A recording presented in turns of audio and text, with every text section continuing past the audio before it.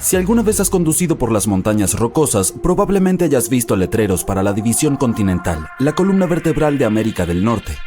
Todas las cuencas hidrográficas al oeste desembocan en el Océano Pacífico, y todo lo que se encuentra en su ladera este va directamente al Atlántico. Solo hay un arroyo en Wyoming que no pudo elegir un lado y se drena ambos océanos al mismo tiempo. Two Oceans Creek comienza su trayecto en lo alto de la cordillera Teton. Las cumbres nevadas ofrecen el telón de fondo perfecto mientras el arroyo inicia su descenso, serpenteando a través de praderas alpinas y densos bosques. A medida que el arroyo continúa su curso, llega al paso de los dos océanos. Este es el cruce geográfico donde el arroyo se divide en dos ramas, el arroyo Atlántico y el arroyo Pacífico. El arroyo Pacífico fluye hacia el oeste y se convierte en parte de la cuenca hidrográfica del río Snake, que luego se une al río Columbia y finalmente llega al Océano Pacífico. El arroyo Atlántico se dirige hacia el este y desemboca en los ríos Yellowstone, Missouri y Mississippi, y finalmente se vacía en el Golfo de México. Si conectas las cuencas hidrográficas de los dos arroyos en un mapa, obtendrás una única línea azul entre Oregon y Luisiana. Los exploradores que luchaban por encontrar el pasaje del noroeste entre los dos océanos nunca supieron que podrían haber usado este arroyo. Solo tendrían que ir en botes realmente pequeños. Algunos científicos creen que las truchas degolladas tuvieron mejor suerte de esa manera. Lograron migrar del río Snake al río Yellowstone, probablemente utilizando el arroyo de los dos océanos. Técnicamente los peces pueden recorrer casi 10.000 kilómetros para cubrir toda la distancia de mar a mar en agua dulce. El arroyo podría ser perfecto para ese viaje. Hay senderos para caminar en el Parque Nacional Grand Teton que llevan al paseo de los dos océanos. Si te sientes lo suficientemente aventurero, puedes pararte en un lugar preciso y ver el comienzo de las dos travesías acuáticas. El lago Lonard de la India apareció literalmente de la nada hace unos 52.000 años. Datos más recientes sugieren que podría ser mucho más antiguo, tal vez más de 500.000 años. Al principio, los científicos estaban seguros de que el lago era un antiguo cráter de un volcán ya extinto. Pero luego los geólogos realizaron un análisis detallado del suelo y el agua y descubrieron que el lago Lonard tiene un origen espacial. Los minerales encontrados en el suelo son similares a los hallados en las rocas lunares traídas a la Tierra durante el programa Apolo. El lago es un cráter de impacto dejado por un enorme meteorito que pesaba casi 6 veces más que el edificio Empire State. El impacto fue tan fuerte que la roca volcánica se derritió y se convirtió en vidrio.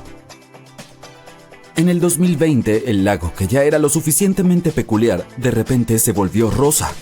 No se trataba de una campaña de promoción anticipada de una película de Barbie.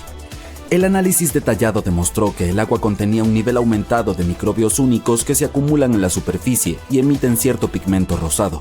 Después de un tiempo, los microbios se asentaron en el fondo y el lago volvió a ser transparente.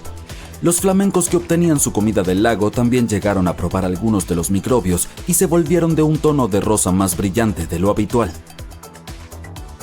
Uno de los lugares más famosos del Parque Nacional Yellowstone es la Gran Fuente Prismática. Es uno de los manantiales más grandes del mundo y ha impresionado a las personas que lo han visto al menos desde el siglo XIX. En aquel entonces un grupo de cazadores mencionó un lago azul índigo que hervía como un enorme caldero. Décadas después, las expediciones llegaron al manantial para estudiarlo mejor y explicar su apariencia extraña. Pero dado que el manantial en su punto más ancho es más largo que un campo de fútbol americano, 112 metros, tuvieron que construir un barco especial y adentrarse lejos de la costa. Los científicos que viajaban en el barco nunca usaron chalecos salvavidas. Sabían que serían inútiles si el barco volcaba. El agua en el centro del manantial está casi a punto de ebullición. Y esos colores vibrantes son el resultado de organismos muy especiales que viven en el agua caliente. La temperatura cambia a medida que te alejas del centro.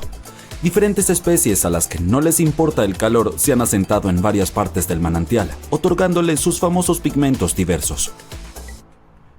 A principios del siglo XX, alguien tuvo la curiosa idea de intentar irrigar una parte del desierto de Black Rock en Nevada.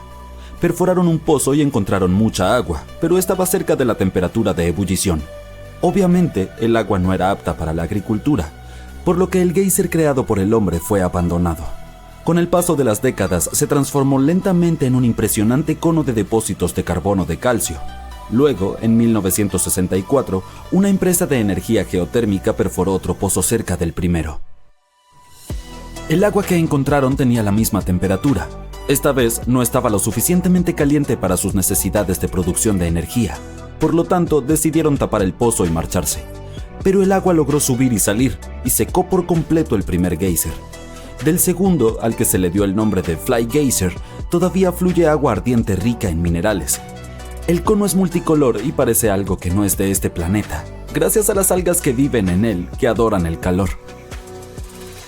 Cada verano, Caño Cristales en Colombia se convierte en un arco iris líquido o en el río de los 5 colores. Durante esta época hasta finales de otoño, las condiciones son óptimas para que el lecho del río se vuelva de colores brillantes: rojo, amarillo, verde, azul y negro. Debemos esta belleza a ciertas plantas acuáticas que crecen en el río, un tipo especial de maleza fluvial. Durante la temporada de lluvias, el río fluye rápidamente y el sol no puede llegar a estas plantas. Durante la temporada seca, no hay suficiente agua para alimentarlas. Entonces el período entre estaciones tiene las condiciones perfectas para este espectáculo colorido. No sucede en ninguna otra parte del mundo.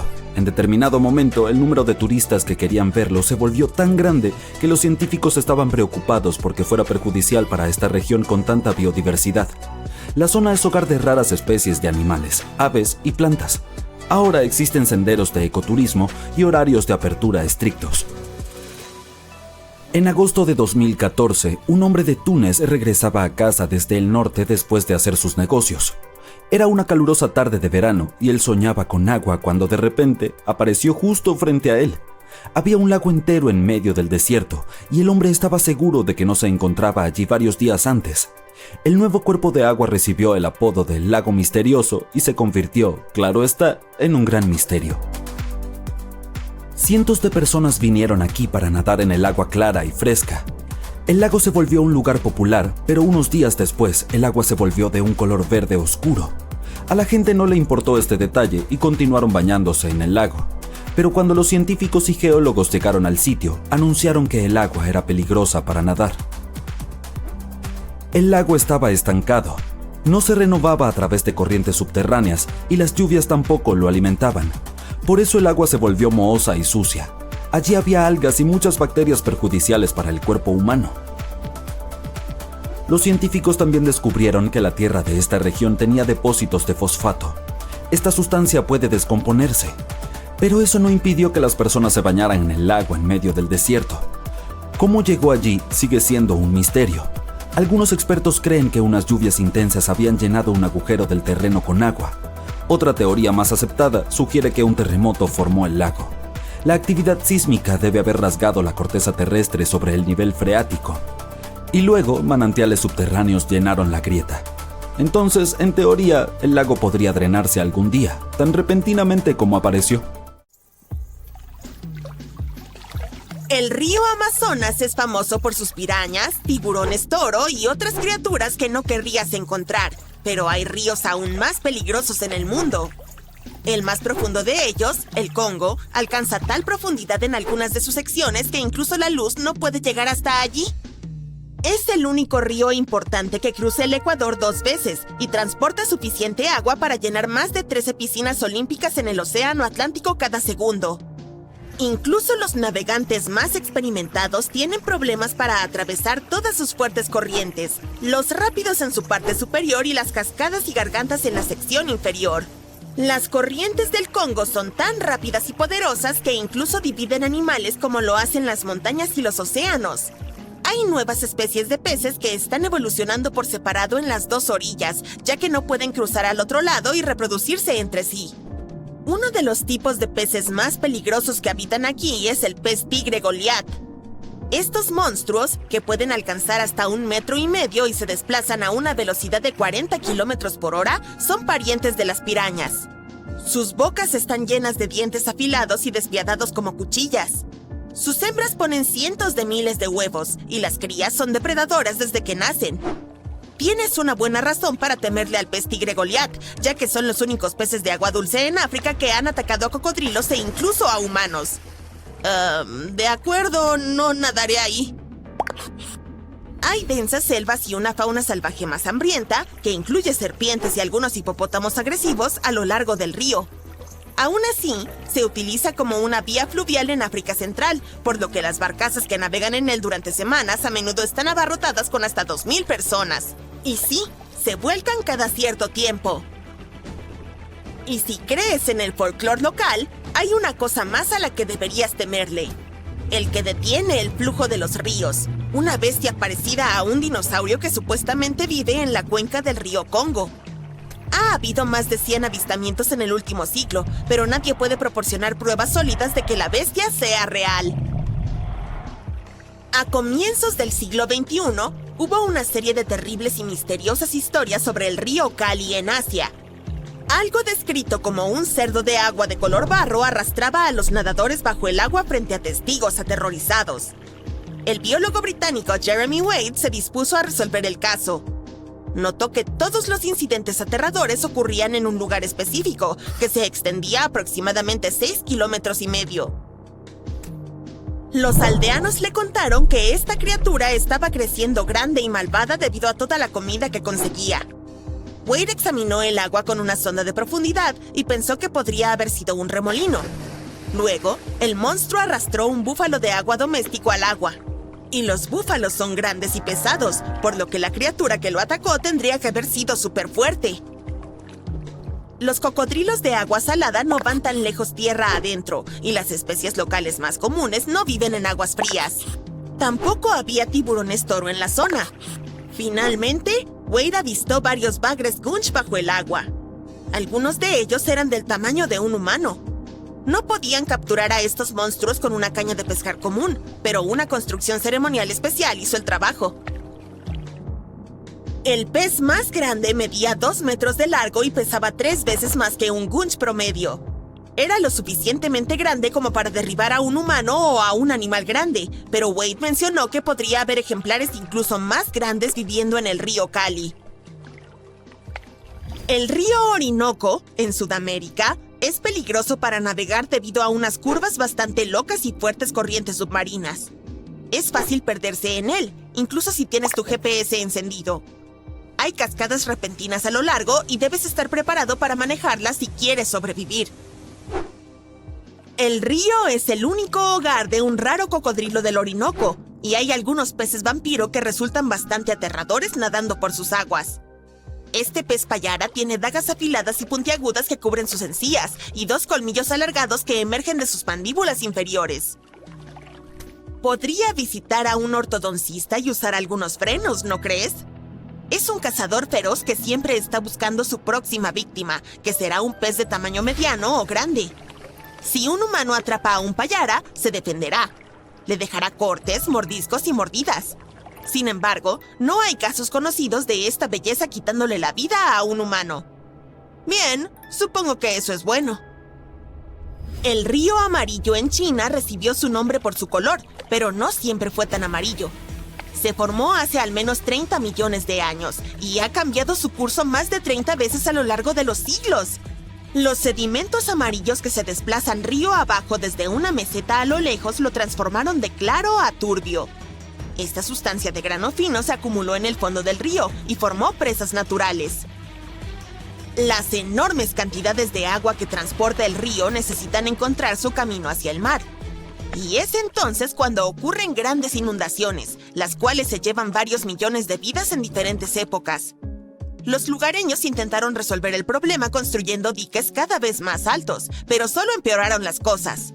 El agua que salía del río no tenía a dónde regresar, ya que el lecho estaba más alto que la tierra circundante. Esto incluso cambió su desembocadura. Ahora hay presas y diques masivos a lo largo del río para intentar contenerlo.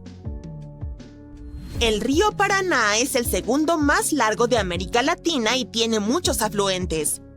Fluyen desde las tierras altas cerca de los Andes y hay un enorme drenaje en la temporada de lluvias. Esto hace que sea un hogar perfecto para... ¿adivina qué? Pirañas. Hay entre 30 y 60 especies de estos aterradores peces en las aguas del Paraná. A finales de 2013, atacaron a bañistas que se refrescaban en el agua en un día caluroso. La gente comenzó a salir corriendo del río al sentir que algo la mordía. Afortunadamente, nadie perdió la vida en el incidente, pero aún se considera uno de los ataques de pirañas más audaces jamás registrados. Más tarde, los biólogos determinaron que el tipo de pirañas llamadas palometas era el culpable de esto, y que probablemente los humanos habían perturbado sus áreas de reproducción. ¡Vaya! El Paraná también tiene una fuerte corriente que resulta difícil de superar para los barcos y nadadores. Además, a menudo se desborda, lo cual puede ser peligroso para las personas que viven en las áreas circundantes. El río más largo del mundo, el Nilo, atraviesa 11 países hasta desembocar en el mar Mediterráneo.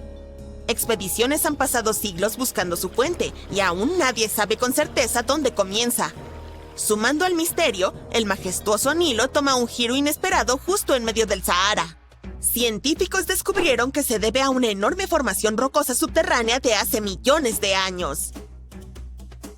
El Nilo fue la autopista acuática más importante para las civilizaciones a lo largo de los siglos, pero tiene algunos habitantes bastante peligrosos, como cocodrilos que pueden llegar a medir 6 metros de largo, lo cual es un poco más que la altura de una jirafa promedio.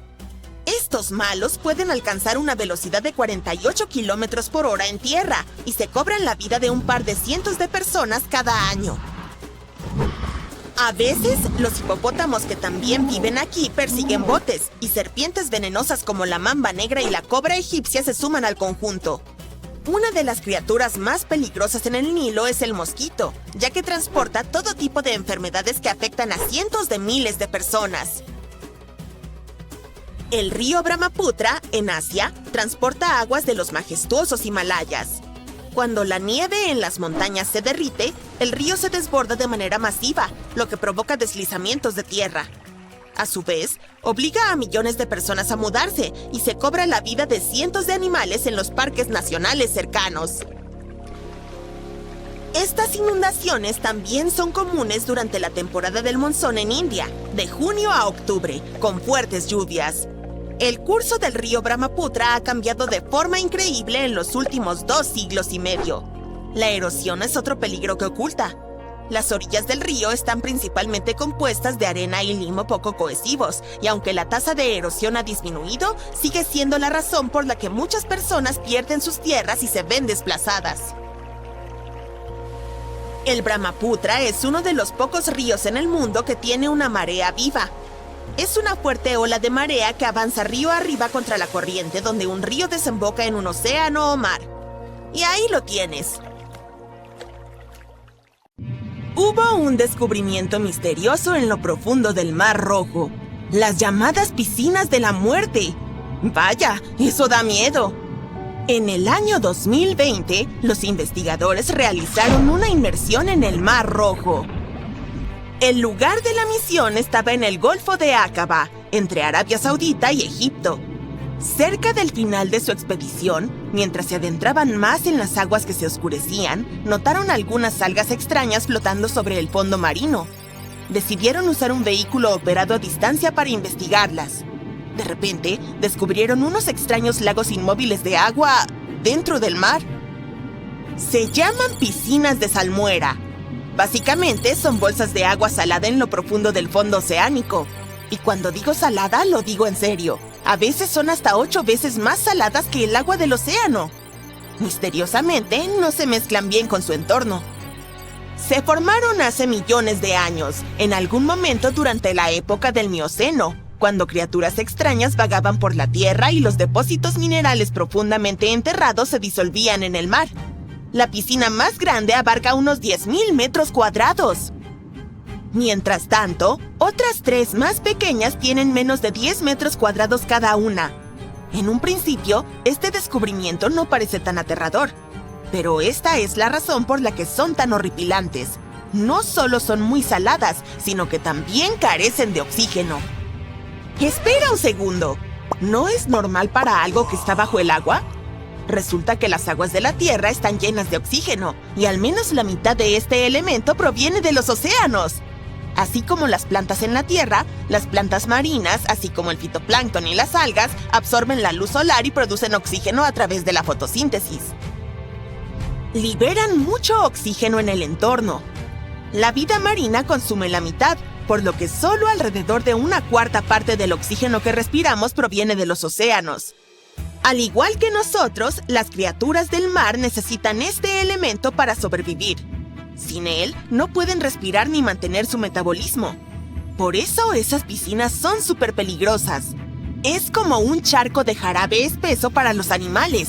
Cuando entran, las pobres criaturas se asfixian inmediatamente. Por eso, las piscinas están rodeadas de un cementerio de animales marinos. Pero veamos cómo pueden existir estos fenómenos en primer lugar. ¿Alguna vez has intentado hacer cubos de hielo con agua salada? Un adelanto, es bastante difícil. Cuando agregas sal, el agua se vuelve más difícil de congelar de lo habitual. Un fenómeno que tiene un nombre muy elegante: depresión del punto de congelación. Esto se debe a que la sal interfiere con los enlaces de hidrógeno entre las moléculas de agua. A medida que se congela, partículas, suciedad o sales disueltas son expulsadas hacia los lados. Como resultado, la sal es de alguna manera expulsada de los cristales de hielo y queda atrapada cerca de los bordes, en pequeñas burbujas o bolsas. Algo similar sucede en el océano cuando el agua de mar comienza a congelarse bajo las frías capas polares. La sal no se congela junto con el agua. En su lugar, es expulsada, formando un líquido supersalado y frío, la salmuera. Entonces, se hunde hasta el fondo del océano. A gran escala, todo este proceso también ayuda a la formación de las corrientes. A pesar de ser tan peligrosos, estos lagos hipersalados tienen vida microbiana, porque a los microbios no les importa, sobreviven en cualquier lugar.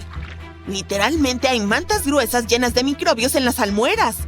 También hay algunas criaturas amantes de la sal como camarones y anguilas rondando por los bordes de las piscinas. Son espeluznantes. Esperan atrapar presas desprevenidas que se acerquen demasiado al tóxico lago de la muerte. Suena desagradable, pero este descubrimiento nos ofrece algunas perspectivas fascinantes sobre cómo podría haber surgido la vida en la Tierra. Ya sabemos por la teoría de la evolución que venimos del océano, pero ahora los científicos piensan que la vida podría haber comenzado en el mar profundo en algunos lugares muy oscuros y sin oxígeno. Estas piscinas de salmuera son como cápsulas del tiempo. Son lo más cercano que hemos encontrado a la Tierra primitiva. Pueden contarnos la historia del planeta en cuanto a terremotos, inundaciones, tsunamis y más. Por ejemplo, tienen algunos vestigios de lluvias que ocurrieron hace más de 1000 años. Y también pueden ayudarnos a buscar vida en otros planetas ricos en agua. Por ejemplo, Marte probablemente tuvo enormes océanos en su superficie. Ahora, los científicos de la NASA quieren enviar un instrumento especial llamado HABIT para una misión especial al planeta rojo que estudiará cosas similares a nuestras piscinas de salmuera. El HABIT nos dirá más sobre cómo aparece y sobrevive la vida en el universo. Hay muchos fenómenos fascinantes e inexplorados como este en el Mar Rojo. Por eso los científicos llevaron a cabo la llamada Expedición de la Década y pasaron alrededor de 5 meses explorando el lugar.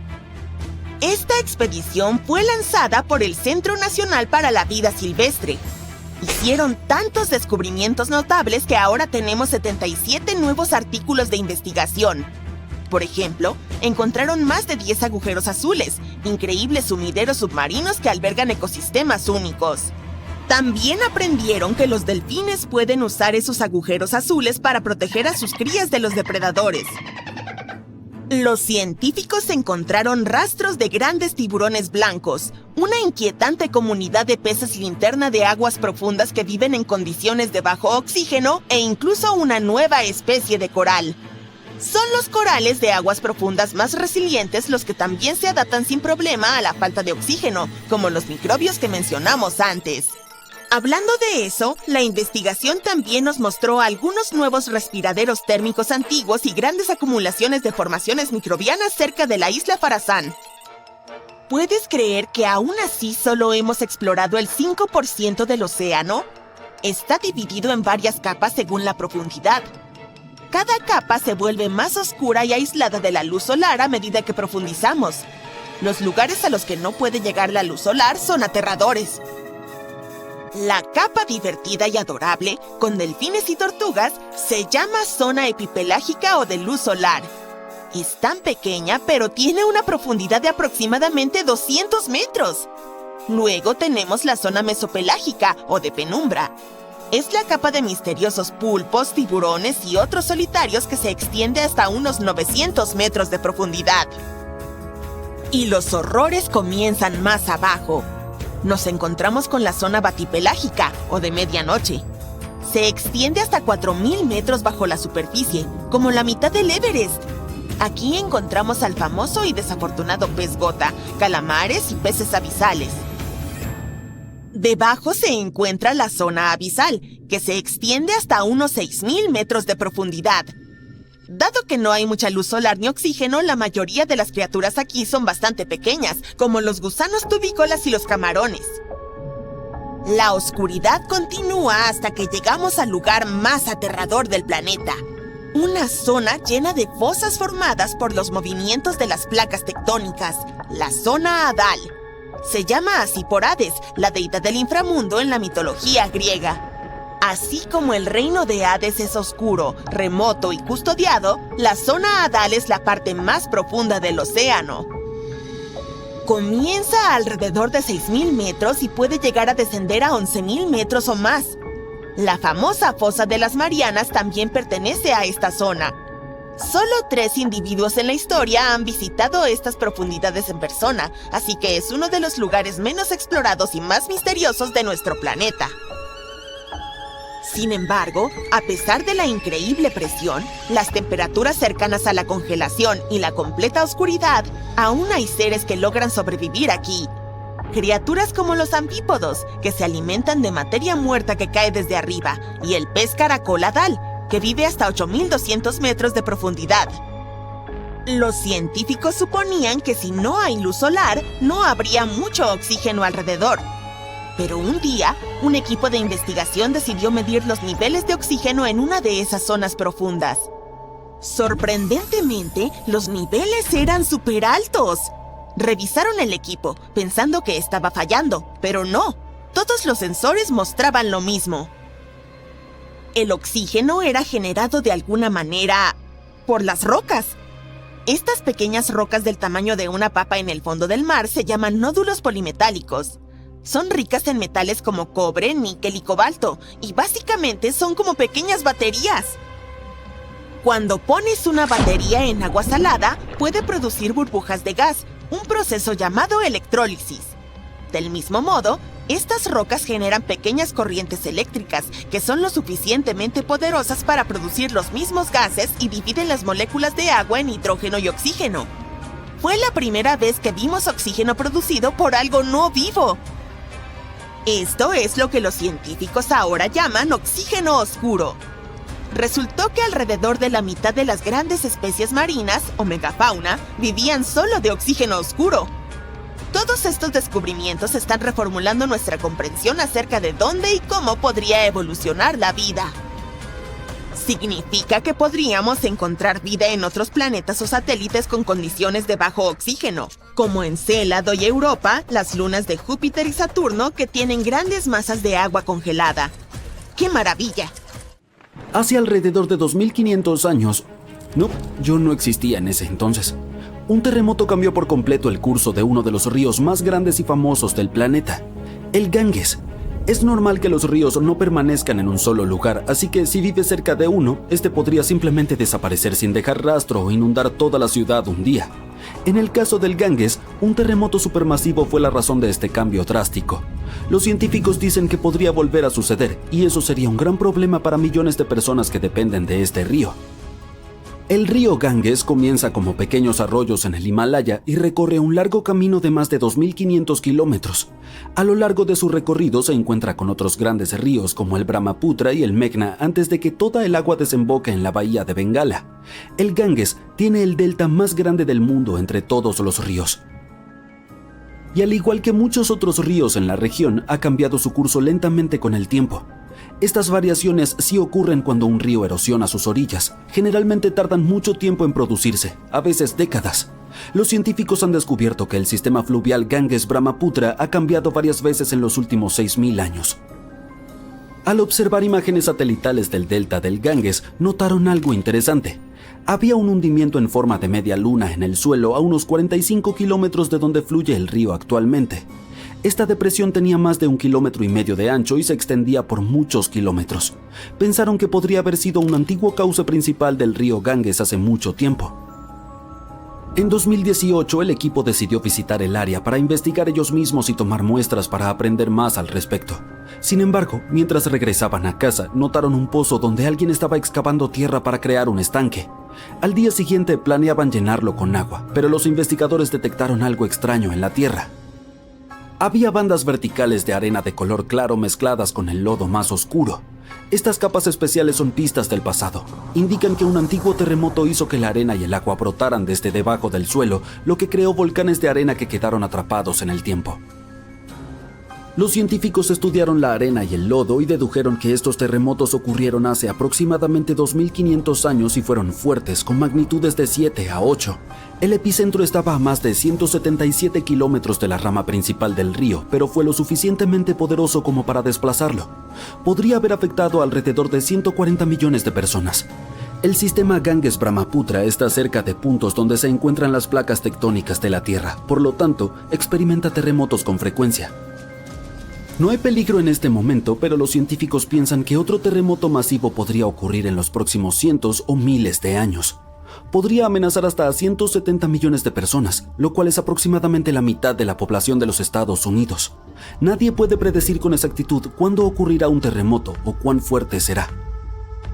Aprender cómo los terremotos del pasado han desviado ríos ayuda a los científicos a identificar patrones y especular sobre eventos similares en el futuro. Este conocimiento podría ayudarnos a prepararnos mejor y a crear planes de seguridad antes de que ocurra otro gran evento. El Ganges no es el único río en riesgo. El río Amarillo, el Irrawaddy y ríos en los Estados Unidos como el Klamath y el San Joaquín enfrentan peligros similares. El poderoso río Mississippi también ha cambiado su curso muchas veces en los últimos 7,000 años. Actualmente hay un enorme sistema de presas y barreras llamado estructura de control en el centro de Luisiana. Su función es evitar que el Mississippi se desborde y se una a un río cercano, el Atchafalaya. Sin embargo, los científicos piensan que en teoría estas barreras no podrían manejar mega inundaciones.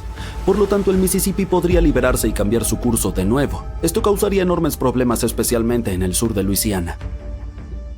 Uno de los ejemplos recientes en que un río cambió su curso y causó un desastre fue el Kosi en India.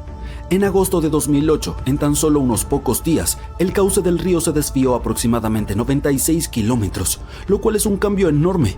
Las inundaciones ocurren con bastante frecuencia en algunas partes del estado, pero no había habido unas tan fuertes en más de 50 años.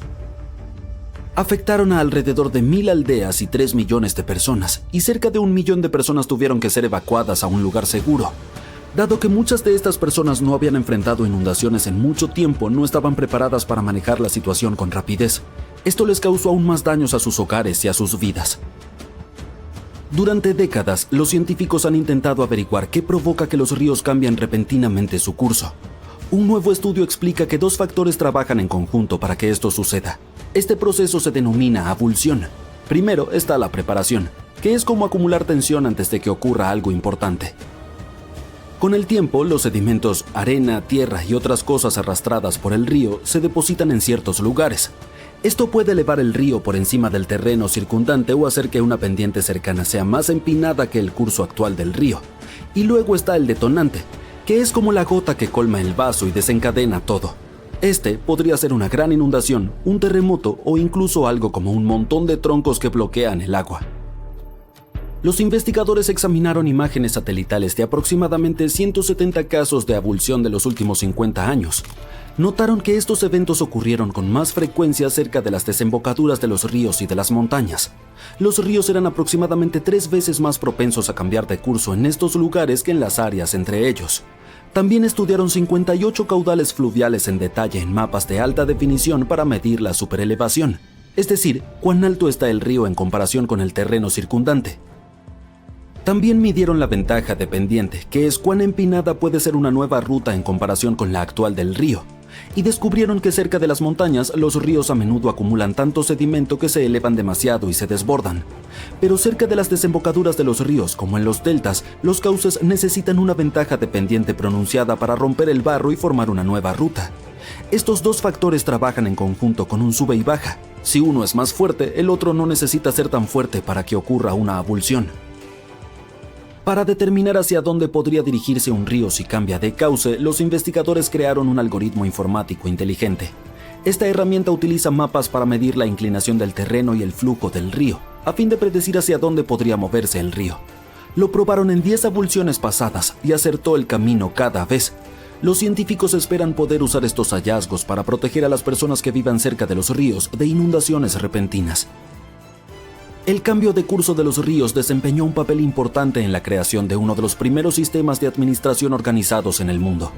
Los científicos encontraron pistas sobre esto en el territorio de la antigua Mesopotamia. Este nombre significa la tierra entre dos ríos y se encontraba entre los ríos Tigris y Éufrates. Las personas que vivían allí dependían de estos ríos para obtener agua, alimentos y transporte. Los científicos querían averiguar cómo esos cambios repentinos en los ríos afectaron a los antiguos habitantes. Para lograrlo, utilizaron 2 tipos de mapas. Los mapas arqueológicos muestran cómo crecieron las ciudades antiguas con el tiempo, incluyendo qué tipos de edificios construyeron las personas. Ciertos edificios como grandes palacios o murallas de la ciudad podrían indicar cuando cada ciudad tuvo una administración organizada por primera vez. El segundo tipo de mapa mostraba por dónde fluían los ríos Tigris y Éufrates hace mucho tiempo. A menudo cambiaban de curso, a veces lentamente serpenteando y en otras ocasiones muy rápido y de manera drástica por abulsión. Alrededor del año 5000 a.C., Mesopotamia comenzó a volverse más seca y la agricultura se hizo más difícil. Los agricultores tuvieron que cultivar sus cosechas cerca de los ríos, donde podían usar las inundaciones naturales para regar sus campos o cavar pequeños canales para llevar el agua del río a sus plantas. Debido a que la agricultura era tan importante, los pueblos y ciudades crecieron cerca de los ríos también, para que la gente pudiera mantenerse cerca de su alimento. Pero cuando un río cambiaba repentinamente su curso, la gente no se daba por vencida. Trabajaban juntos para excavar largos canales que llevaban el agua desde la nueva ruta del río de regreso a sus campos. Los canales los ayudaban a obtener agua nuevamente y los edificios administrativos mostraban que se estaban organizando como una comunidad para resolver grandes problemas juntos. Los veranos en el Medio Oriente se vuelven tan calurosos que cambian dramáticamente el paisaje y hacen que ciudades enteras resurjan del pasado. Esto fue lo que sucedió en 2018 cuando una ciudad construida por un imperio misterioso en el río Tigris finalmente fue liberada de su trampa de agua. Los arqueólogos corrieron allí, ya que no querían perder la rara oportunidad de excavar el sitio y aprender más sobre la historia del lugar. Ellos creen haber encontrado la ciudad de la Edad de Bronce Sakiku, fundada hace más de 3000 años y completamente sumergida en los años 80 cuando se construyó una presa en su lugar. Solía ser un centro concurrido del Imperio Mitanni para las caravanas en la popular ruta comercial. Tenía agua, lo cual es una rareza en la zona y era una garantía de éxito. Sabemos muy poco sobre el una vez poderoso imperio, ya que los científicos no han encontrado ninguna crónica escrita en los sitios excavados. Por eso, los arqueólogos estaban emocionados al hallar todo un palacio destinado al gobernante. Varios años después, cuando la zona volvió a estar libre de agua, encontraron algunas fortificaciones para proteger la ciudad de los enemigos. El momento culminante de su expedición fue el hallazgo de un enorme almacén público para bienes de comercio y cosechas, montones de trigo y cebada, y metal y madera importados. El pan era el alimento básico y también les encantaban las grandes ollas de sopas y guisos de vegetales para el almuerzo. Cada hogar criaba ovejas, cabras, vacas y cerdos, por lo que tenían una fuente constante de leche y carne para ocasiones especiales. Todas las construcciones halladas hasta ahora fueron hechas con ladrillos moldeados de barro. Las paredes que estuvieron bajo el agua más de 40 años están tan bien conservadas que parece que hubieran sido sumergidas ayer. El Palacio Real se destaca porque es más grande que otras construcciones. Tiene paredes más gruesas e incluso pavimentos hechos de ladrillos de barro cocido que fueron sellados para ser impermeables. El rey debió haber tenido buenas relaciones con el emperador, del cual Sakiku dependía. Los comerciantes que vivían en la ciudad recolectaban vigas de madera y las llevaban a los almacenes. Las vigas llegaban por el río Tigris desde los bosques en las montañas al norte y al este de la Mesopotamia. Aquí venían los mercaderes para vender sus productos y luego cruzaban el Tigris en su camino hacia las tierras fronterizas. Sakiku prosperó como un centro de comercio durante unos 6 siglos hasta que fue golpeado por un potente terremoto en 1350. Los arqueólogos encontraron 5 vasijas de cerámica que contenían más de centenares de tablillas de arcilla hechas poco después del terremoto. Es casi un milagro que lograran sobrevivir bajo el agua durante décadas. Las personas que crearon esas piezas debieron haber tallado notas en arcilla mientras aún estaba húmeda. Escribían sobre cualquier tema, desde las cosechas recién almacenadas hasta notas para otros reinos. Luego dejaban que el mensaje se secara al sol. Los escribas incluso tenían que aprender un idioma diferente para que todos fuera de la ciudad pudieran leerlo. Los científicos creen que las tablillas que encontraron eran parte de un archivo privado. Esperan descifrar las notas para aprender más sobre la historia de Sakiku y todo el imperio después del terrible terremoto. El daño a los edificios fue tan enorme que fue imposible restaurar Sakiku a su antigua gloria, y si hubo algún sobreviviente, debió haber abandonado la ciudad. Varias décadas después, los asirios, que también vivían en la Mesopotamia, se asentaron aquí. Construyeron sus casas sobre las ruinas de la ciudad abandonada y usaron las estructuras que pudieron encontrar de los residentes anteriores como paredes exteriores. Pero solo se quedaron aquí durante 50 años y luego decidieron construir una nueva capital en un suelo más fértil para obtener ganancias de la agricultura. Los arqueólogos que trabajaban en Sakiku tuvieron que detener las excavaciones cuando los niveles de agua volvieron a subir y cubrieron la ciudad. Sellaron las ruinas con láminas de plástico ajustadas y colocaron piedras y grava encima. Esperan que esto ayude a proteger el valioso sitio de la erosión del agua para evitar que desaparezca por completo. Son conscientes de la importancia del agua del embalse para la región, pero si vuelve a retroceder, dicen que continuarán con las excavaciones. Había una comunidad próspera en lo que hoy es el desierto de Taklamakan en China hace aproximadamente 1600 años. Vivía a lo largo del río Nilla, que atravesaba el desierto por kilómetros y obtenía su agua del deshielo de las montañas. Después de 3 años de trabajo en la zona, arqueólogos y científicos lograron desenterrar 8 tumbas en el desierto. Gracias al calor, las ropas y los artefactos estaban casi como nuevos. Las personas que usaron esas prendas debieron haber vivido en la antigua ciudad de Nilla. Nilla fue parte de un próspero reino en el corazón de la Ruta de la Seda y tenía una población de más de 3000 personas. Luego las arenas del desierto se descontrolaron y se tragaron la ciudad por completo. Los arqueólogos recién encontraron las ruinas de Nilla a principios del siglo XX. Científicos de diferentes países han intentado resolver sus misterios. Se cree que las tumbas descubiertas a finales del siglo XX pertenecían a personas adineradas. Había algunos artículos costosos en su interior. Una aljaba y un arco, puntas de flecha de metal, pendientes de oro y un collar de cuentas de vidrio, una caja de laca con un peine, maquillaje y un costurero en una de las tumbas. También había seda de la mejor calidad, e incluso los colores brillantes como el verde y el amarillo no se habían desvanecido.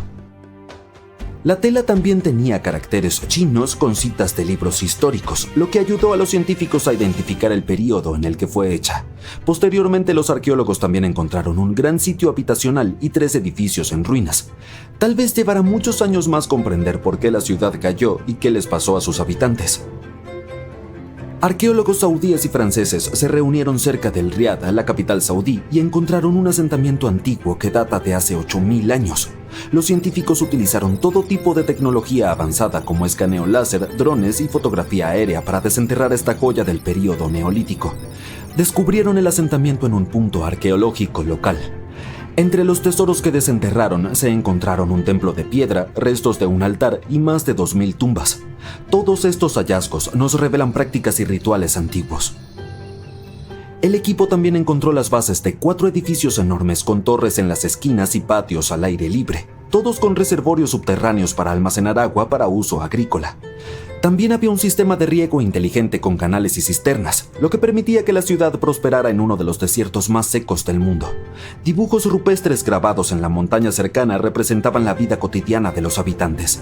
Las excavaciones han estado en marcha en la zona durante más de 40 años y los científicos siguen encontrando nuevos artefactos para responder a más de sus preguntas. Unos pescadores han encontrado huesos, herramientas y artefactos antiguos que tienen 9000 años en el fondo del Mar del Norte. Arqueólogos y paleontólogos británicos y holandeses se apresuraron a ver los hallazgos con la esperanza de que pudiera ser evidencia de la sumergida Doggerlandia. Y no se decepcionaron, incluso había conjuntos perfectos de huellas dejadas por personas mesolíticas que vivieron aquí. Hace 2000 años, durante la última gran edad de hielo, las islas británicas no eran islas en absoluto. Había una masa continental compuesta por muchas colinas, pantanales y densos bosques que la conectaban con el continente europeo. Esa masa terrestre era Doggerlandia, donde una sociedad prehistórica de cazadores-recolectores vivía y prosperaba. Pero luego el nivel del mar comenzó a subir a una velocidad de 1 a 2 metros por siglo, ya que los glaciares se estaban derritiendo. La gente del lugar tuvo que trasladarse a zonas que hoy pertenecen a Inglaterra y los Países Bajos. Los expertos decidieron aprender más sobre la historia de Doggerlandia a partir de datos de las compañías petroleras que operan en el Mar del Norte. Hasta ahora han hecho modelos digitales de cómo pudo haber lucido el área de 47,000 kilómetros cuadrados antes de desaparecer bajo las olas. Aún les falta analizar muestras de insectos, plantas antiguas y el ADN de los animales para obtener una imagen completa. Contrario a la creencia popular, considerar al Nilo como el río más largo del mundo podría ser una equivocación. La medición de la longitud de un río implica más que calcular la distancia entre su punto de inicio y su punto final. Los ríos son sistemas complejos compuestos por diversos afluentes que impactan significativamente en su longitud total. De hecho, al considerar estos afluentes, la cifra inicial puede aumentar hasta 3 veces, como lo ejemplifica el río Mississippi. Desde su origen en Itasca hasta su desembocadura en Nueva Orleans, la medición sugiere una longitud. Sin embargo, la inclusión del río Missouri cambia esta percepción por completo. Esta discrepancia ha alimentado debates continuos sobre la longitud del Nilo en comparación con la del río Amazonas. A pesar de que Google reconoce al Nilo como el río más largo del mundo, puede que esto no se corresponda con la realidad factual. Esa es una buena manera de decirlo. Para comprender este concepto, imagina los ríos como las venas dentro de un cuerpo humano. Sería incorrecto asumir que una persona de 2 metros de altura solo tiene 2 metros de venas, ¿verdad? Las venas se entrelazan de manera intrincada por todo el cuerpo, al igual que una vasta red. Los ríos operan bajo el mismo principio, y la longitud del río principal no es lo único que hay que considerar. La extensa red de afluentes tiene igual importancia. Los ríos atmosféricos son fascinantes fenómenos meteorológicos caracterizados por corrientes de aire que transportan increíbles cantidades de vapor de agua desde la selva amazónica en el norte de Sudamérica hasta el norte de Argentina. Estas autopistas aéreas funcionan como conductos esenciales para la humedad vital transportada por estos ríos aéreos, y su influencia se extiende por las regiones centro-oeste, sureste y sur de Brasil, moldeando los patrones de lluvia en estas regiones. Cuando estos ríos etéreos convergen con condiciones meteorológicas específicas, como un frente frío, la humedad latente que llevan puede transformarse en la tan necesaria lluvia. Esta precipitación desempeña un papel vital no solo en la sustentación de los diversos ecosistemas de la región, sino también en el apoyo a la próspera economía de Brasil de múltiples maneras.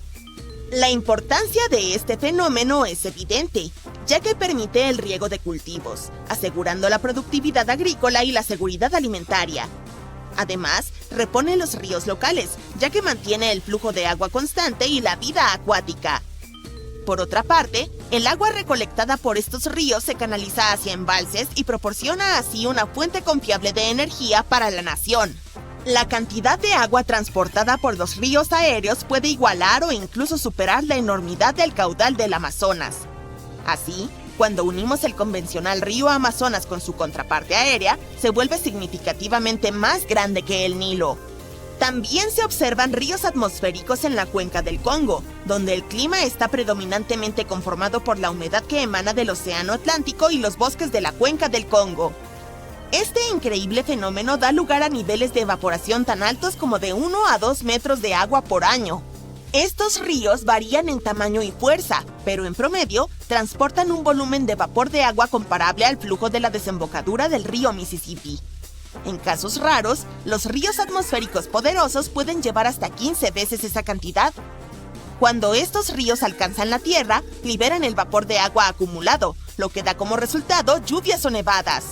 Aunque los ríos atmosféricos se presentan en diversas formas, aquellos con alto contenido de vapor de agua y vientos intensos pueden causar precipitaciones extremas e inundaciones, especialmente cuando permanecen sobre cuencas propensas a anegarse.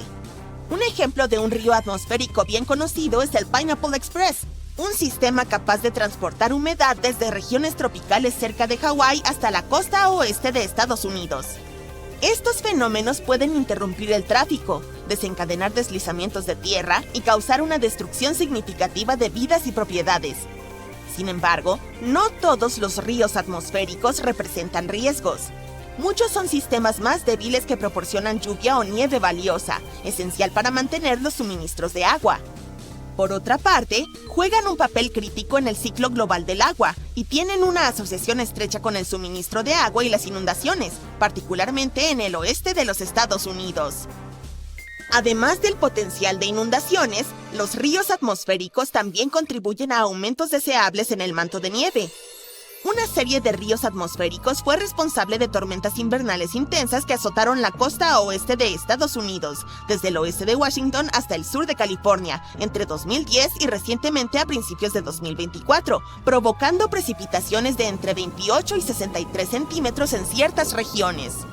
Entonces, si el vapor de agua puede considerarse un río, surge la pregunta, ¿qué más puede clasificarse como un río? Sorprendentemente, incluso sin agua, otra cosa puede considerarse un río. Este fenómeno fascinante es el wadi, que en realidad es un valle fluvial. Los wadis se pueden encontrar en áreas desérticas de pendiente suave y casi planas. A diferencia de los ríos tradicionales, los wadis no tienen cauces permanentes debido a la presencia esporádica de flujo de agua. Como resultado, exhiben patrones de ríos entrelazados, causados por el suministro limitado de agua y la abundancia de sedimentos.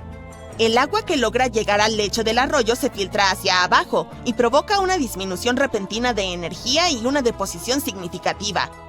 Además, los wadis pueden desarrollar diques de sedimentos que alteran los patrones del arroyo durante las siguientes inundaciones repentinas. Curiosamente, el viento también desempeña un papel en la deposición de sedimentos dentro de los wadis. Cuando los sedimentos de los wadis están sumergidos o húmedos, los que son transportados por el viento se depositan sobre ellos y terminan en una mezcla de sedimentos tanto del agua como del viento. Los ríos pueden ser peculiares no solo porque consisten en arena o aire, sino también por sus fascinantes coberturas. En ciertas condiciones, el río Dee de Escocia revela una vista intrigante. Peculiares formaciones congeladas que se asemejan a nenúfares. Estas formaciones, llamadas panqueques de hielo o hielo en panqueque, ocurren de manera natural cuando las olas suaves hacen que trozos lisos de hielo choquen y terminen con bordes lisos y redondeados. A medida que estos discos de hielo interactúan con las olas, ganan bordes elevados, lo que les da una apariencia similar a los nenúfares. Por lo general, el hielo de panqueque tiene una consistencia algo parecida a la de la escarcha. Algunos informes de los medios han sugerido que el hielo del río Dee se formó a partir de espuma congelada, pero los científicos explican que, aunque es plausible, el hielo de panqueque se desarrolla a través del proceso de colisión. Con el tiempo, estos panqueques a menudo se fusionan, formando grandes láminas de hielo. Si el hielo se vuelve lo suficientemente grueso y el agua permanece turbulenta, puede doblarse, fracturarse y apilarse sobre sí mismo, y así se forman estructuras notables llamadas crestas de hielo. Ahora imagina un río no hecho de agua, sino de metano. Puede parecer una idea descabellada, pero en Titán, la luna de Saturno, esto es una realidad. Vid Flumina, un fascinante río de Titán, tiene metano y etano líquidos y ha sido comparado con el majestuoso Nilo. Con una extensión de más de 400 kilómetros, fluye elegantemente hacia Ligeia Mare, que es el segundo mar de hidrocarburos más grande de Titán. Mientras que la mayor parte de la superficie de Titán está compuesta de hielo de agua, Vid Flumina se destaca como un impresionante río que talla cañones en el terreno helado e imita la roca sólida. Los científicos de la NASA creen que este extraordinario río alberga rápidos, remolinos e incluso cascadas que imitan las características encontradas en los ríos de la Tierra. Cuando la sonda Cassini de la NASA llegó a Saturno en 2004, su objetivo principal era explorar este gigante planeta y sus lunas. Los científicos estaban particularmente interesados en encontrar evidencia de metano líquido en Titán debido a su temperatura superficial única y su atmósfera rica en metano. Sin embargo, las observaciones iniciales de Cassini, concentradas en la región ecuatorial de Titán, decepcionaron a los investigadores, ya que no encontraron señales de mares o ríos. Esta decepción se convirtió en emoción cuando la órbita de Cassini cambió, lo que permitió al equipo enfocarse en otras áreas de la superficie de Titán utilizando técnicas de radar. Sorprendentemente, las señales de radar rebotaron en varias características anguladas y rugosas, como dunas de arena, acantilados y rocas. Pero cuando el radar alcanzó las regiones polares de Titán, las señales revelaron misteriosas manchas oscuras que se parecían a lagos, ríos y afluentes similares a los encontrados en la Tierra. Este descubrimiento revolucionario ocurrió en diciembre de 2012, cuando Janie Radebol, una científica que trabajaba con el equipo de Cassini, anunció una imagen captada en septiembre del mismo año. La imagen mostraba un río parecido al Nilo, que se extiende más de 320 kilómetros en un curso relativamente recto y que indica una correlación con fallas similares a las de otros ríos cercanos. Este notable cuerpo fluyente navega a través de terrenos escarpados e inclinados, lo que sugiere la ocurrencia de procesos tectónicos comparables a los de la Tierra. Imagina encontrar una criatura tan enorme que podría empequeñecer incluso a los animales marinos más grandes conocidos hoy en día. Los científicos descubrieron los fósiles de esta bestia en la costa de Inglaterra y creen que una vez dominó los mares. La nueva especie fue nombrada Ichthyotitan severnensis, pero afortunadamente los científicos la apodaron monstruo de Lilstock. Sus longitudes estimadas oscilan entre 22 y 26 metros de largo, casi tan grande como una ballena azul. El megalodón ni siquiera se le podría comparar, ya que medía solo unos 18 metros. Y lo increíble es que este fósil que encontramos ni siquiera era un adulto, así que quién sabe cuál era su tamaño real. La primera pieza del monstruo de Lilstock fue descubierta en 2016 en la formación Westbury. Los investigadores hallaron una mandíbula de 1 metro que le pertenecía a una especie desconocida. Durante años este único fragmento los estuvo volviendo locos porque no tenían idea de qué animal se trataba. Luego, en 2020, ocurrió un milagro. Un padre con su hija de 11 años encontraron la segunda pieza del fósil en una playa. Este descubrimiento condujo a más hallazgos. Finalmente, en 2022, se halló la última pieza del literal rompecabezas de la mandíbula enterrada a lo largo de la costa de Somerset. Este leviatán pertenecía a la familia de los shastasáuridos. Tanto el monstruo del Lilstock como otros shastasáuridos compartían un ancestro, por lo que todas las especies de esta familia son muy similares entre sí. Por ejemplo, todos ellos fueron los reptiles marinos más grandes que jamás hayan existido. Aunque nuestro monstruo del Lilstock es mucho más grande, la mayoría de los shastasáuridos podrían crecer hasta solo 21 metros de largo. Y es posible que el monstruo del Lilstock, al llegar a su pleno crecimiento, alcanzara hasta 30 metros y medio o incluso más. Ambos cuerpos eran simplemente perfectos para surcar los mares antiguos. Estos titanes eran elegantes y esbeltos con un hocico alargado. Otros animales marinos de la época eran más pequeños y se parecían más a los delfines. Los shastasáuridos tenían extremidades largas y aplanadas adaptadas para nadar eficientemente. Sus cráneos contaban con grandes órbitas oculares, lo que indica que tenían una excelente visión. Si estuvieras en el océano sin importar la hora o donde te escondieras, podrían encontrarte. Además, eran increíblemente rápidos y podían sumergirse a grandes profundidades. Por supuesto, todas estas características los convertían en los depredadores más aterradores. Comían prácticamente de todo, incluido peces y calamares, y también a ti si estuvieras allí. Probablemente atrapaban a sus presas como lo hacen las ballenas, abrían sus enormes bocas y literalmente succionaban a los peces. Lo que hace al monstruo del Lilstock especialmente aterrador es que se destaca en la competencia de mandíbulas. Las mandíbulas de otros shastasáuridos eran un poco más débiles, por lo que cazaban peces más pequeños, algo así como las orcas de hoy en día. Necesitaban grandes cantidades de alimento, lo que nos indica que los océanos del Triásico en la Tierra tenían redes alimenticias ricas y productivas. Pero el monstruo del Lilstock tiene esta característica única. Podía abrir su mandíbula casi 90 grados hacia arriba. También tenía un montón de poderosos músculos alrededor. Sus mandíbulas eran espantosamente fuertes, así que mientras otros cazaban algunos calamares, el monstruo del Lilstock probablemente atrapaba peces grandes e incluso otros reptiles marinos. Fósiles de shastasáuridos han sido encontrados en todo el mundo, desde América del Norte hasta Asia. Esto significa que estas criaturas dominaron y aterrorizaron los océanos durante millones de años, aunque ni siquiera ellos estaban completamente a salvo de los carroñeros. Y es por eso que ahora nos cuesta encontrar estos fósiles. Los carroñeros no dejaron ningún rastro de ellos. Entonces, aunque encontramos algunos fósiles de esta familia marina, en su mayoría siguen siendo un misterio para nosotros. Vivieron en los océanos hace unos 200 millones de años durante el período Triásico tardío. La Tierra lucía completamente diferente en aquel entonces. Todos los continentes estaban unidos en una sola Pangea, una enorme masa terrestre. Algunas partes de este supercontinente estaban cubiertas de exuberantes bosques de coníferas, mientras que otras eran desiertos áridos y praderas abiertas. Fue antes del famoso período Jurásico, pero ya existían los primeros pterosaurios y anfibios. Parece que esos monstruos eran increíblemente resistentes. El período Triásico fue súper inestable, pero sobrevivieron a muchos cambios en el entorno. Bueno, hasta el último. La extinción del Triásico surgió de la nada. Fue uno de los 5 grandes eventos de extinción de la Tierra. Eliminó casi todas las especies del planeta, incluidos estos leviatanes.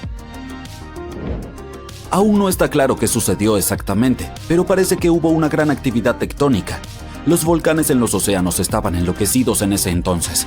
Estas erupciones volcánicas masivas probablemente alteraron el clima y la química oceánica, lo que llevó a la extinción de muchas especies.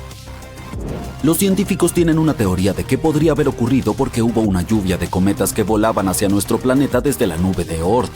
Esto probablemente sucede cada 200 millones de años. Yo no estaba presente entonces, así que solo estoy especulando. En cualquier caso, después de la extinción, la Tierra tardó un tiempo en recuperarse. Luego entró en el famoso período Jurásico. Más aterradores monstruos marinos estaban en camino. Uno de ellos nos dejó un cráneo colosal. Este fósil tiene 150 millones de años de antigüedad y también pertenecía a una bestia marina de la época jurásica. Lo llamaron el T-Rex. El nombre le queda muy bien. Este monstruo podría haber partido un coche a la mitad de un solo mordisco. También fue descubierto por accidente. Un entusiasta de los fósiles caminaba por la costa jurásica. Este lugar es famoso por tener montones de fósiles antiguos, todo debido a la erosión y el clima tormentoso. Normalmente la gente encuentra pequeños fósiles en espiral aquí. Sin embargo, esta vez descubrió un fósil de un monstruo marino gigante. Emocionado, contactó a científicos. Llegaron al lugar de inmediato y luego tuvieron que descender cuidadosamente por un acantilado para buscar el resto del cráneo. Este fragmento por sí solo mide 2 metros de largo. Resulta ser una especie de pliosaurio recién descubierta, depredadores gigantes de los antiguos mares. Los pliosaurios estaban entre los mayores depredadores marinos de la historia.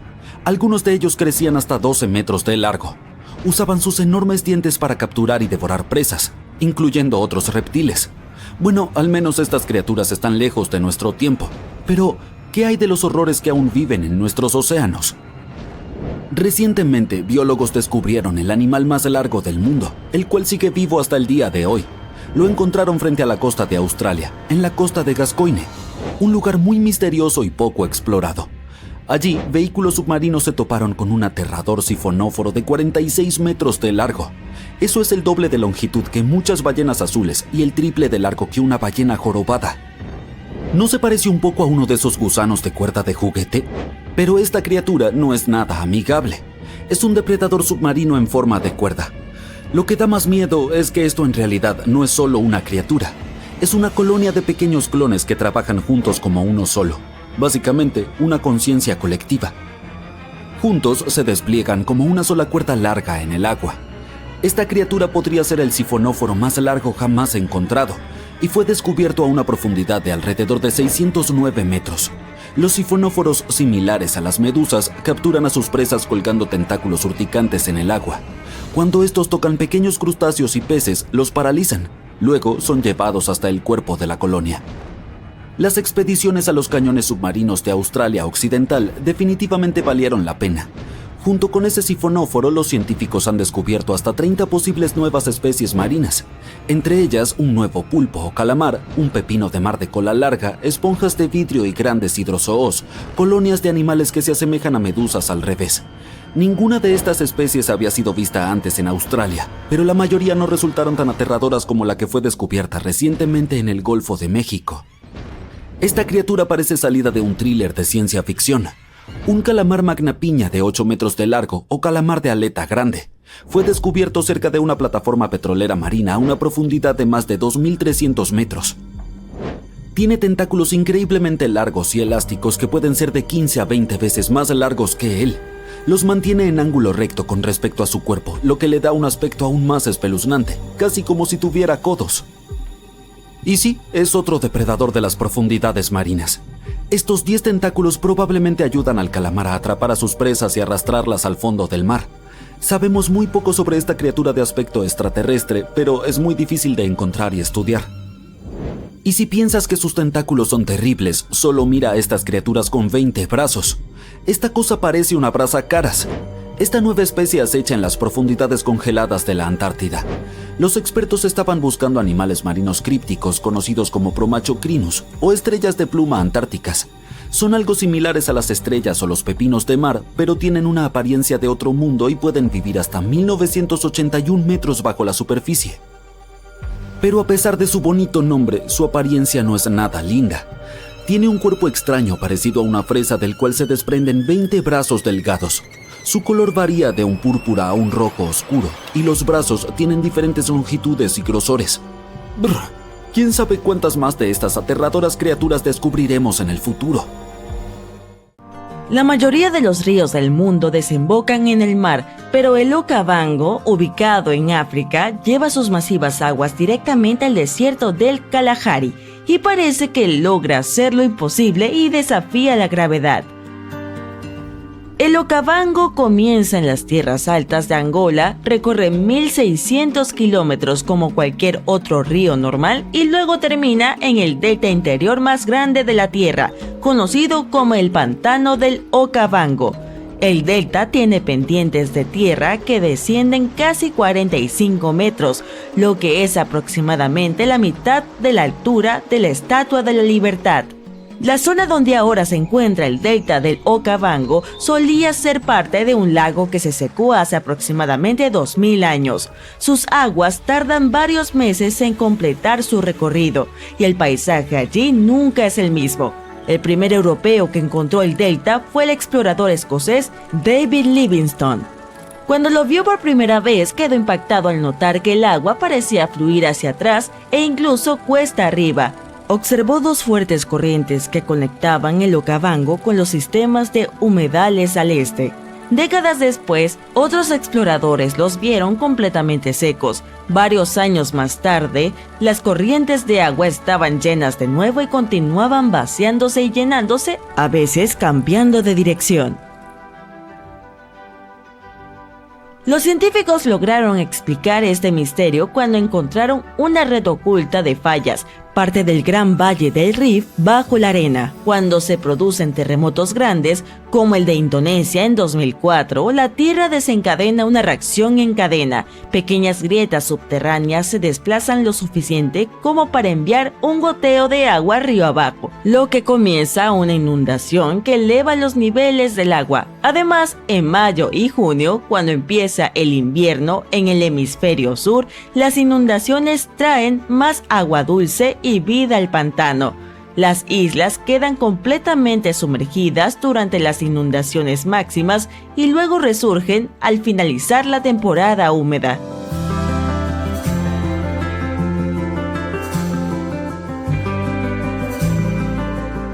La vida silvestre simplemente adora toda el agua en el delta, y allí a menudo se pueden ver elefantes migratorios bañándose entre nenúfares rosas y peces plateados, brema, barbos y otros peces. Hay leones, guepardos, búfalos, ñus, hipopótamos, cebras, perros salvajes, cocodrilos y otras especies de animales.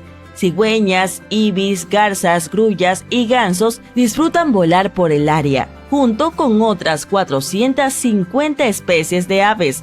Aunque el Okavango tiene abundante agua que es invaluable en el desierto, la gente apenas se establece a lo largo de sus orillas. Un gran problema aquí es la mosca tsetse, pero si te sientas aventurero puedes ir allí para experimentar un safari acuático. Científicos del Imperial College de Londres descubrieron por casualidad un río completamente inesperado bajo la capa de hielo antártica. Absorbe agua de una zona tan grande como Alemania y Francia combinadas. Antes, los científicos pensaban que los lagos bajo el hielo antártico simplemente estaban aislados, pero ahora resulta que son parte de una red de ríos interconectados. El agua bajo el hielo puede formarse de dos maneras, o bien por la nieve derretida que se filtra hacia abajo, o por el calor natural de la tierra y el hielo que se mueve sobre el suelo. El Ártico experimenta mucho deshielo superficial durante el verano, pero la Antártida generalmente es muy fría para eso. Este río recién descubierto es la prueba de que hay mucha agua allí, solamente por el derretimiento del hielo desde abajo. Este río podría hacer que la Antártida pierda su cobertura de hielo mucho más rápido. Si las cosas se calientan lo suficiente como para derretir la superficie, esa agua podría precipitarse hacia abajo y alterar la base de la capa de hielo, convirtiendo a la Antártida en un desastre de deshielo similar a Groenlandia. Si el hielo comienza a moverse más rápido de lo que el agua puede manejar, va a crear más fricción y a generar aún más agua, lo que acelerará el proceso de fusión. Los investigadores tienen la misión de profundizar en cómo funciona este sistema fluvial y ver si está causando problemas en otras partes del continente helado. Entender lo que sucede allá abajo podría darnos una alerta sobre cómo una Antártida cambiante podría sacudir todo el planeta. El río Road en Montana fluye por poco más de 76 metros entre Giant Spring y el río Missouri. Fue mencionado en el libro Guinness de los récords como el río más corto del mundo, pero tuvieron que eliminar esta categoría por completo debido a un acalorado debate sobre este título. Los residentes de Oregon afirmaban que su río era el campeón absoluto, ya que todo depende de cuándo los midas. Podría haber ríos incluso más cortos en Noruega o Indonesia, dependiendo de lo que consideres como río. La definición oficial dice que es algo que tiene agua fluyendo constantemente en forma de corriente y que es alimentado por fuentes de tierras altas u otro río, lago o cuenca hidrográfica. Los arroyos y riachuelos fluyen juntos para formar arroyos. Los arroyos se convierten en ríos y los ríos llevan el agua de tierras altas a tierras bajas, desembocando en el océano. Hay 12 órdenes de ríos y los 2 primeros niveles no tienen otros arroyos que los alimenten. Así que Roe y sus otros pequeños amigos merecen técnicamente el título de ríos. Me alegra que hayamos aclarado eso.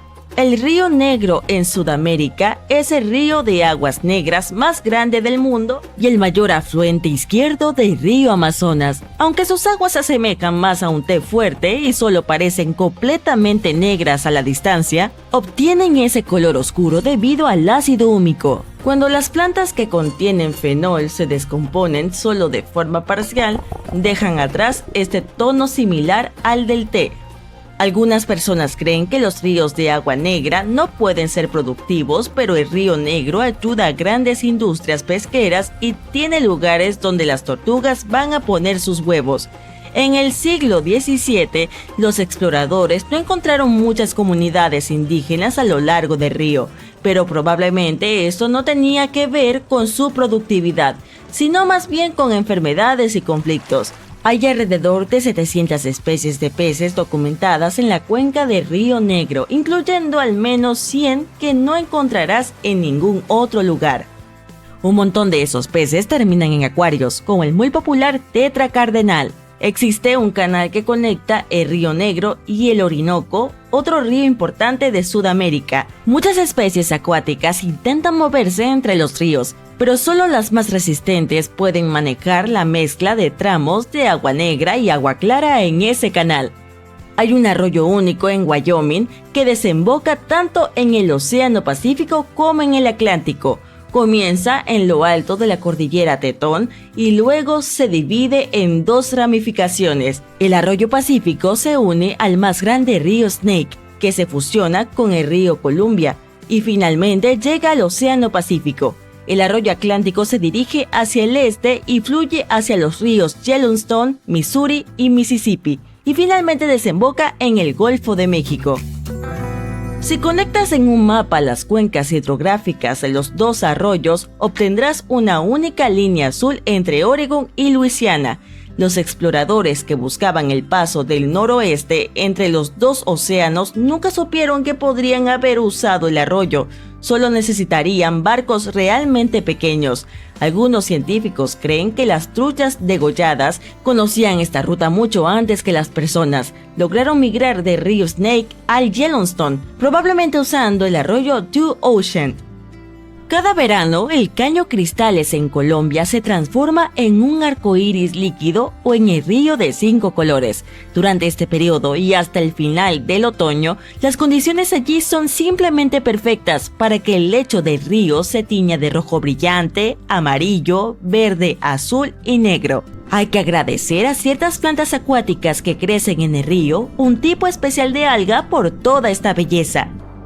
Durante la temporada de lluvias, el río fluye rápidamente y el sol no puede alcanzar estas plantas. Cuando llega la temporada seca, no hay suficiente agua para alimentarlas. Por lo tanto, el tiempo entre temporadas tiene las condiciones perfectas para este espectáculo colorido. No hay otro lugar en el mundo con algo similar, así que en cierto momento la cantidad de turistas que querían verlo se volvió tan grande que los científicos se preocuparon de que pudiera ser perjudicial para este punto crítico de biodiversidad. La zona alberga especies raras de animales, aves y plantas. Ahora hay senderos de ecoturismo y horarios de apertura estrictos para los visitantes.